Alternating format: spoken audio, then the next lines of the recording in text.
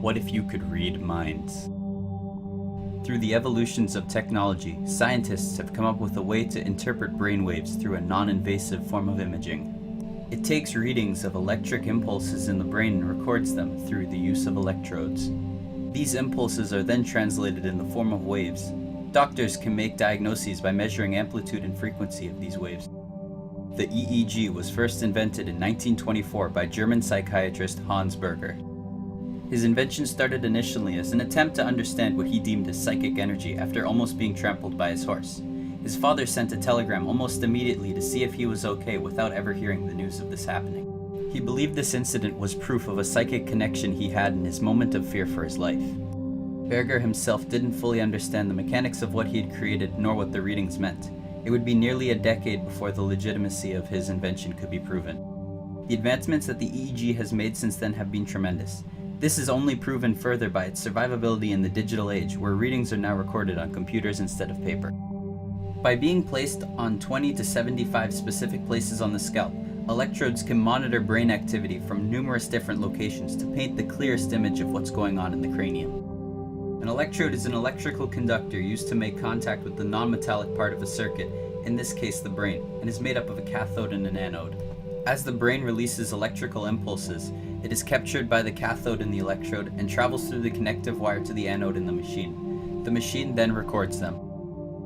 These individual readings can be used to diagnose epilepsy, brain tumors, and brain death based on the activity they are recording. The most beneficial aspect of the EEG thus far has to be the non-invasive aspect of the scan. In contrast to something like an MEG or an MRI, which can be loud and emotionally distressing for a patient, the EEG is simply a hat attached to a computer. This allows for a more comfortable experience for the patient. The brainwaves recorded by the EEG are classified in different stages, distinguished by their frequency and amplitude. These stages are named for the letters of the Greek alphabet from alpha to delta, with theta and mu included as well. Each class of waves is found according to the different states of mind. The short, quick beta waves that occur when the mind is alert and active contrast with the long, slow delta waves found when the mind is in deep sleep. But where does the EEG apply in the world of sleep? During the day, our brains are quite different than during the night when we are fast asleep. Our moods, emotions, and level of alertness are dictated by the pineal gland's production of serotonin, a chemical released during the day to keep our mind active and alert. As the day gets late and the mind grows tired, the serotonin synthesizes into melatonin, a chemical with the opposite effect, making the mind and body more restful and relaxed. So what causes insomnia? When someone suffers from insomnia, an insufficient amount of melatonin is synthesized from the serotonin created during the day. This small amount of melatonin doesn't have a profound effect on the mind, leaving the sufferer tired and unable to sleep. As the brain grows restful, it emits alpha waves. These waves have moderate frequency of 8 to 13 Hz and an amplitude of 2 to 200 microvolts. These readings appear as fast, short waves. During this time, the body relaxes and the heart rate and body temperature drop. The first stage of sleep is drowsy sleep. The alpha waves in the brain slow down to theta waves that pulse at 4 to 8 Hz at 10 microvolts. The body is sedated to inhibit its natural fight or flight response. The second stage of sleep is deep sleep. Theta waves become slower and larger, forming delta waves. These waves are recorded between 1 to 5 Hz and 20 to 200 microvolts. The third stage of sleep is REM, or rapid eye movement sleep. The waves are desynchronized and usually have a low voltage and a high frequency. When one has insomnia, the chemical receptors in their brain don't accurately process the melatonin. In Canada today, roughly 3.3 million people have insomnia, and insomnia can be a devastating disorder. Some short-term effects include lack of sleep, drowsiness, irritability, and anxiety. Long-term effects include depression, memory impairment, heart disease, and deteriorated immune system. Signals start in the pons region in the brainstem and travel to the thalamus and the pineal gland, where melatonin is created and released, and neurotransmitters GABA and glycine cause REM sleep paralysis. Sleep therapists spend nearly a lifetime trying to understand what normal is. So when a test is done and the patterns don't fall into place, then a diagnosis can be made. The sleep cycle is a delicate thing that can be thrown out of balance quite easily.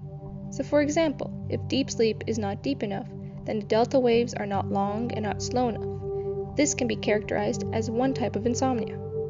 Or, if the patient does not spend a long enough time in each stage for the body to be fully immersed, then that can be a different insomnia.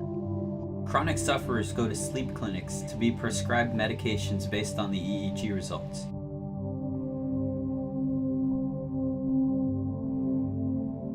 The medication diphenhydramine C17H21-NO is a histamine antagonist, a drug that binds to but does not activate histamine receptors, thereby blocking the actions of histamine.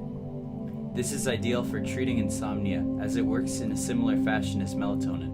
Melatonin is a natural antioxidant which opposes oxidation or inhibits reactions brought on by dioxides or peroxides.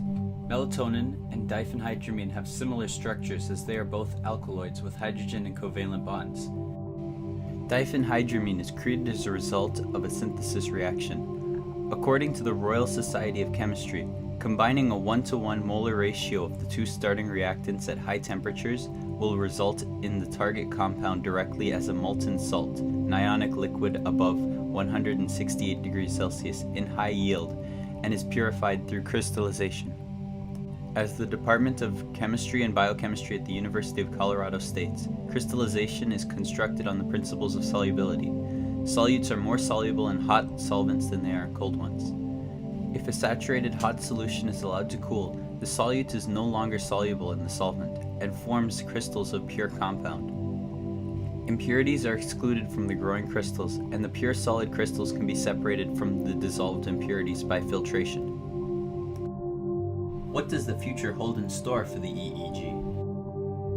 Up-and-coming engineers are innovating the device to make it more portable and more accurate. With these devices, EEG scans can be done instantaneously and with minimal equipment. The future of AI may be unlocked with the study of our brain. The future is as mysterious as our minds, but soon we may unlock both.